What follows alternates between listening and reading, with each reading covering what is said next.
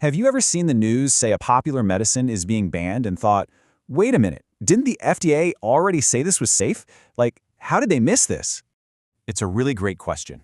To understand why this happens, we're going to break down the fascinating science behind 3 famous drug failures in this explainer. We'll look directly at the exact microscopic mechanics of what went wrong inside our bodies. We're going to cover 5 things today: the test drive problem, Vioxx's broken teeter-totter, fen-phen's cellular sandpaper, Seldan's liver roadblock, and finally, why our safety alarms are actually working exactly as they should. Okay, let's dive right into part 1, the test drive problem, and the limits of pre-approval science. Think of drug testing kind of like a car's test drive. When a company tests a brand new car, they drive it on a closed, quiet track to find the most common, obvious problems. That is exactly what clinical trials do for newly developed drugs, testing them on a few thousand patients. But what happens when you take that car off the closed track and sell it to millions of people who are suddenly driving it in crazy city traffic, over potholes, and in all types of wild weather? The real world introduces wildly diverse populations and unpredictable biological elements that just weren't there on that carefully controlled test track. This brings us to a huge mathematical dilemma, often called the denominator problem. Look, if a severe, life-threatening side effect only happens to 1 in 50,000 people, the clinical trial test drive is almost guaranteed to miss it. It only becomes visible when millions of people start taking the medicine out in the real world. And when these drugs do fail under real-world pressure, they usually hurt the vital organs that process all of our blood, like our liver, our heart. Which leads us perfectly to part 2, Vioxx, the broken teeter-totter, and the cardiovascular imbalance. So, back in 1999, an incredibly popular arthritis painkiller called Vioxx came out. It was engineered as a COX-2 inhibitor to treat joint pain while leaving the stomach completely unharmed. Brilliant, right? Well, not exactly. Imagine the blood flowing through your veins like a playground teeter-totter.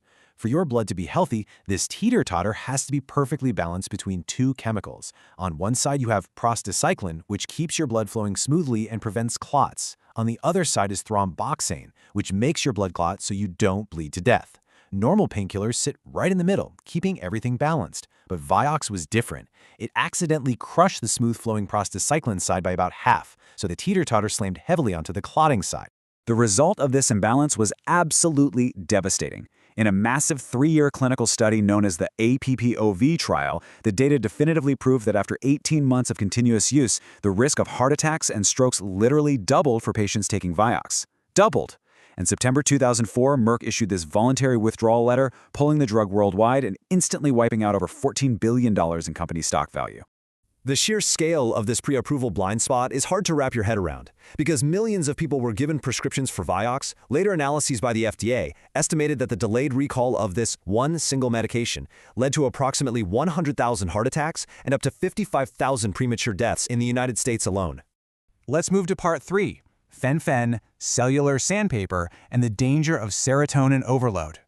In the 1990s, a weight loss drug combo known as fen-phen was a massive blockbuster hit. An estimated 6 million people took it to lose weight quickly. It worked by flooding your body with a brain chemical called serotonin, which basically tricks your brain into thinking, hey, I'm full. But there was a terrible side effect that acted like cellular sandpaper. That massive wave of extra serotonin leaked out of the brain and into the wider bloodstream, where it acted like rough, physical grit scraping directly against the delicate, constantly moving doors or valves inside the heart. Let's walk through exactly how this physical damage happens. That serotonin grit constantly rubbed and overstimulated specific receptors right on the surface of the heart valves. Because of all this scraping, the cells multiplied abnormally, creating thick, stiff, fibrous scar tissue. The heart's vital doors essentially became too stiff to close and seal correctly. This caused blood to leak backward through the heart chambers, severely damaging the lungs and causing lethal pulmonary hypertension. The medical community was completely stunned when the Mayo Clinic published a shocking report in July 1997. They found that 24 women with absolutely no prior history of heart disease had suddenly developed severe bilateral valve damage after taking fen-phen. Later surveys found an astonishing 30% of long-term users had developed valve abnormalities. The FDA pulled the drugs entirely by September of that year. The financial fallout was historic. The manufacturer, Wyeth, faced an absolute avalanche of lawsuits. The class action litigation grew to nearly 600,000 members. Ultimately, the company had to set aside a staggering $16.6 billion in reserves to cover ongoing injury claims, medical monitoring for victims, and massive jury payouts.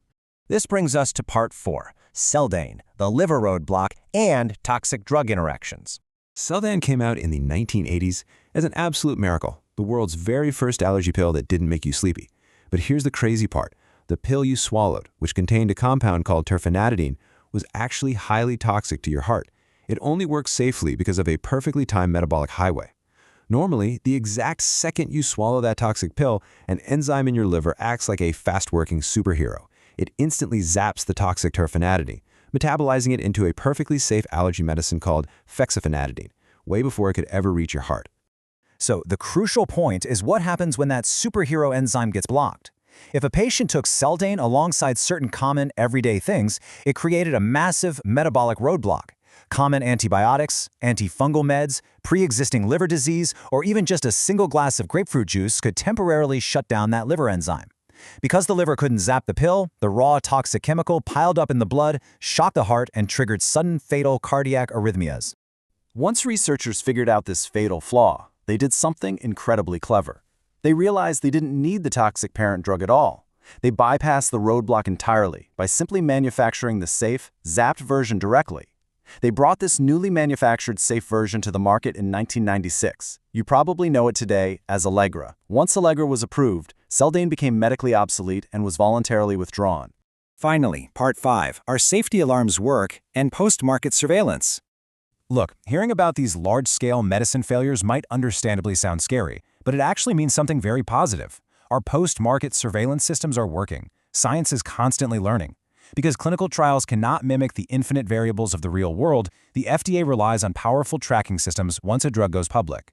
Passive databases like FAES and active clinical networks like the Sentinel system are constantly gathering real-world data from doctors and patients. In fact, it was early signals in the FAES database that actually helped flag the drug interactions with Seldane and the cardiovascular events with Vioxx. When millions of people take a pill and we discover a brand new 1 in a million problem, these tracking systems allow health agencies to rapidly step in, remove the danger, and keep our medicine cabinets safe. So, the next time a drug is recalled, I challenge you to ask yourself, are you seeing a failure of science, or are you actually watching an incredibly robust safety net springing into action to protect you?